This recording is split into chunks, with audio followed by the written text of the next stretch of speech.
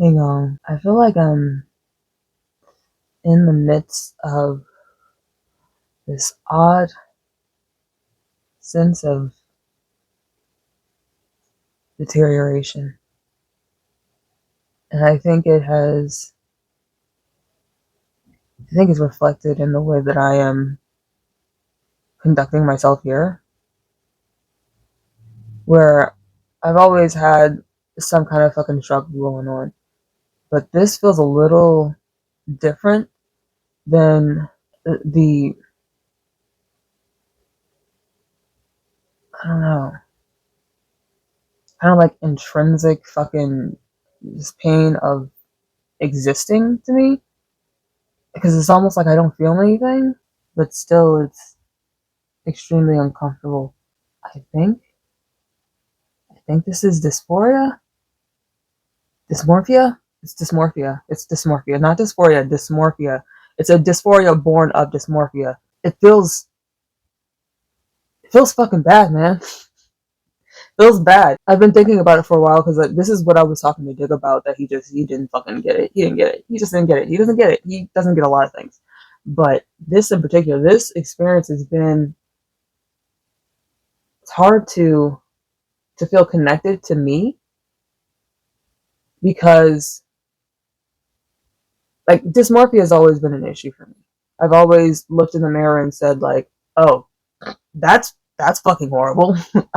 Who the fuck is that? But it hasn't been so bad to the point that it's kind of triggering this experience of depersonalization that is new and odd to me. I thought all this time that, when I'm dissociating, that I was experiencing depersonalization. No, no, no, no, no, no. I was, I was wrong. Yeah, I can admit when I'm wrong. This was an error on my part. I had not been experiencing depersonalization. I am now experiencing depersonalization. And let me tell you, it's a bit different. It's a bit fucking different than derealization. It's different from derealization, especially when it has been triggered by body dysmorphia. Holy fucking shit. I'm gonna have a hard time explaining this. When I describe my experience of being up and to the left, when I describe that, that's how I describe dissociation, like generally speaking. And I think that was more a reflection of derealization, where the world doesn't feel real, where like everything around me feels unreal and somehow like familiar at the same fucking time. It's disorienting. Maybe, I don't know. I don't know. I have a hard time, describing these things because this is the first time I've lived as a person. As far as I know, this like all these experiences are fucking new to me, and so maybe I have been experiencing depersonalization and it hasn't been so bad, or maybe it was depersonalization while I was experiencing derealization. So like I wasn't hitting the same way. And now that I am kind of plugged in and I'm not really feeling a whole lot of dissociation to the point where like the world doesn't feel real. But I don't feel real. I feel like subhuman. And I definitely have had times where I will look at a picture of myself or look in the mirror and be like, whoa, who the fuck is that? But I don't know that it's like that experience has been cemented. It feels like it's calcified. It feels like it's permanent. It feels like I can't undo it. It happens all the time. It happens more often than it doesn't. And it's different than like the surreal experience of just seeing yourself and you haven't seen yourself in a while, or seeing yourself and you look just really different. I am no longer recognizing myself as self, period. And it is hard to exist that way. It fucking sucks. I need my body to do certain things for me to feel okay. And my mind is not connected to that. And the parts of my mind that make my body do like, just the baseline things, like the lizard brain shit, it's not listening to the rest of my brain. It's not listening to the rest of my, it's not listening to the conscious part of my mind. And I feel like my body is my enemy. And it's gotten so bad where like I'll think about something horrible that is looming in the future for me, for like future Finn, and I'm like, that's not too bad. That's not too bad because like I'm actually not going to be experiencing that for real. Like I'm actually like my body's not going to like my body and my mind are not the same entity. And so when I'm working out, I the pain that my body's experiencing, it doesn't register to me anymore. And so I just overdo everything. I'm overdoing everything. The wires are no longer crossed; they are not connected, and that's causing issues with lizard brain and kind of assuming the controls. Because lizard brain is fucking stupid. Lizard brain does shit that I don't want me to do. Like, lizard brain eats too much. Lizard brain can't go to fucking sleep. Lizard brain, like, it literally just wants what it fucking wants, and it doesn't give a shit about what else is going on. And that's a problem. That's a major goddamn problem because I am a person that needs control, and I do not have control over my body, and it feels like, ooh, you know how like what is it, A24, like those horror movies where everything like has a fucking meaning, everything's a fucking allegory for some shit. Like it feels like how like a monster could be like the personification of death, and it's bad, it's scary. It feels like my body is a malevolent being in which I exist, and that it is trying to hurt me, that it is trying to drive me insane, and is trying to kill me. And I feel like that's a delusion. That's a delusion, and it's cooking itself up. It's put itself in the fucking oven on 350 and it's fucking baking, and I don't know how to make it stop. It's causing me to not be able to like do shit like I need to be doing it because I'm concentrating so much on like in the back of my mind just like being a person trying to just exist and trying to not let lizard brain take over because it feels like it's trying to, and I don't have the power to not let it. I feel sick. I feel sick. I feel mentally ill. And like, of course, that's been the status quo for some decades now. But it now feels like something that I no longer understand to be a part of me.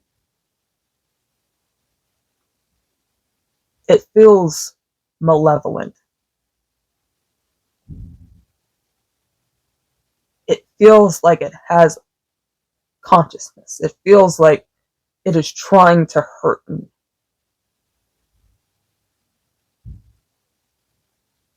I don't much care for that. I don't much care for not being able to access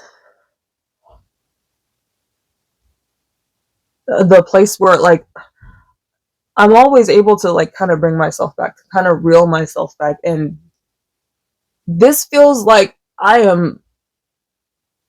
have been untethered, I have been unmoored, and I am floating in the fucking ocean by myself, and I don't know how to get back to land.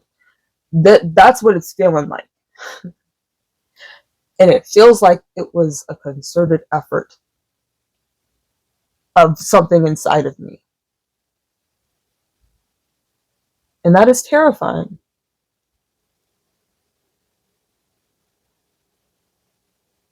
That is fucking terrifying. I know that I probably need to do something about it,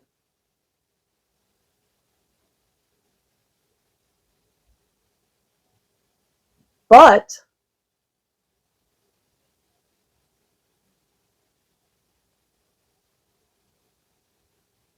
I am so fucking tied up in the sickness that I have convinced myself that components of it are what's keeping me feeling okay.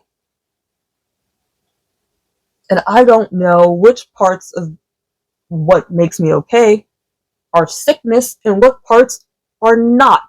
It's like eating an apple where half of it's okay, but there's another half of it that is fucking rotted. But I can't taste it. I can't tell the difference.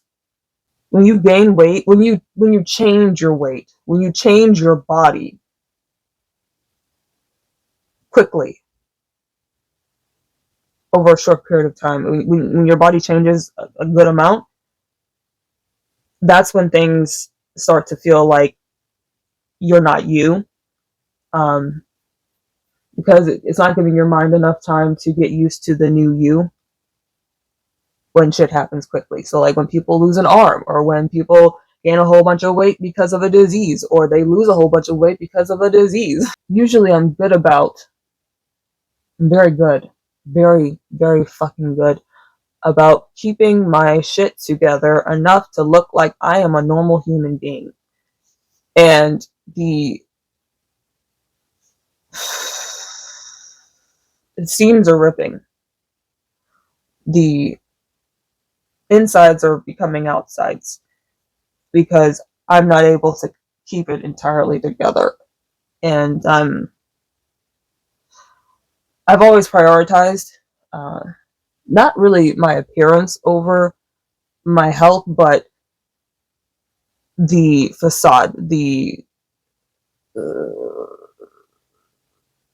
fucking illusion that I'm okay over my health, because you can always try to work on you on the inside, but if you're not looking good to the world will eat you alive. So I try very hard not to look like food.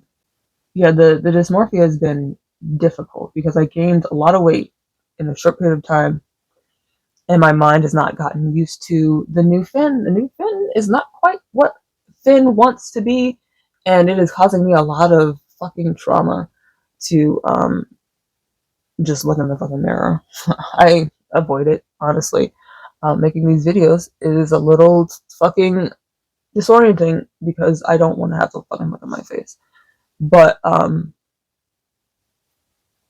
the dysmorphia in conjunction with the depersonalization, or maybe it spawned the depersonalization, or maybe like the dysmorphia mixed with the just my capacity for dissociation, and it birthed this fucking amalgam, the fucking monster that is depersonalization, whatever the fuck it is. This is this is an experience that is quite literally tearing me apart. It is fucking me up pretty good, and it's making me unable to get to where I need to be to feel okay. Um, and I don't know what to do because typically I'm on my money vacations, and that has changed. Change is also a thing that interferes with my ability to get shit done. Things are constantly changing. If things are changing, I can't get fucking used to anything. If I can't get fucking used to anything, I freak the fuck out. And so I'm not able to have a time where I'm just by myself. And I need at least a cool month to month and a half, maybe 3, maybe 4. Who fucking knows? A lot of damage has been done, and I need to recoup, and I need time alone, like hard fucking core time alone to get my shit together, to have like a regiment and feel like I'm in control and feel like I'm a productive human being and that I am worth the life that I fucking lead, that I am worth the space that I occupy. And I don't fucking feel that way, and I haven't felt that way in a very long time. I need to be alone, but that's not possible. I need to be alone. I don't know. I don't know. I have to figure it out. I have to figure something else out because clearly I can't do what I've been doing. That option is no longer available. So I have to figure something out.